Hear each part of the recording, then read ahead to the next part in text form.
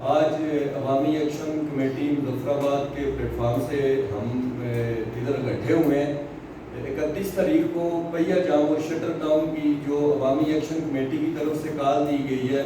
اگر ہمارے یہ جو چارٹر آف ڈیمانڈ ہے مطالبات پورے نہ کیے گئے تو انشاءاللہ تعالی ہم اپنے سینئر سے، تاجران سے، ٹرانسپورٹر سے، مغلہ سے، اسٹوڈنٹ سے اور جتنے بھی مکتب فکر سے تعلق رکھنے والے مظفر آباد کے غیور نوجوان ہیں، ان سب سے مشاورت کے بعد ہم اس تاریخ کو آگے بھی لے کے بڑھیں گے اور پورے آزاد کشمیر کی حد تک ہم اس کو لے کے جائیں گے۔ اور انشاءاللہ تعالی مظفر آباد کے لوگ اب جاگ چکے ہیں اور اب وہ ٹائم آ چکا ہے کہ نوجوان بھی جاگ گئے اور سینئر لوگ بھی جاگ گئے، اور مجھے پوری امید ہے انشاءاللہ تعالی جس ٹائم مظفر آباد منظم ہوگا تو پورا آزاد کشمیر منظم ہوگا، جیسا کہ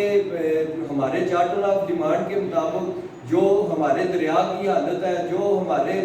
وزراء، مشیران اور افسران کی جو مراد ہیں، ان کو جلد سے جلد ختم کیا جائے، اور آٹے کا جو بحران ہے، آٹے پہ جو سبسڈی دی جائے، گلگت بلتستان کے ساتھ آپ کا کیا سلوک ہے، آزاد کشمیر کے ساتھ کیا سلوک ہے، اس سے بہتر تو جموں کے اندر جو بھارت ہے جس کو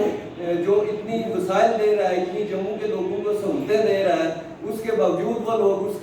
کے خلاف اقدام بھی اٹھاتے ہیں اور پاکستانی پرچم کے ساتھ اپنی لاشوں کو دفن بھی کرتے ہیں، تو کیا آزاد کشمیر کے لوگوں کے ساتھ یہ ستیلا پن کیوں ہے؟ اگر یہ تمام معاملات حل نہ کیے گئے تو انشاءاللہ تعالی یہ نہیں ہے کہ ہم 31 کو خاموش ہو جائیں گے۔ 31 کے بعد ہی ہمارا انشاءاللہ تعالی ایک میگا تحریک کا آغاز ہوگا، اور جو آپ کو انشاءاللہ تعالی آنے والے دنوں میں اب اسٹوڈنٹس، تاجران اور ٹرانسپورٹر، سول سوسائٹی آپ کو انشاءاللہ تعالی مزاحمتی اس میں نظر آئیں گے۔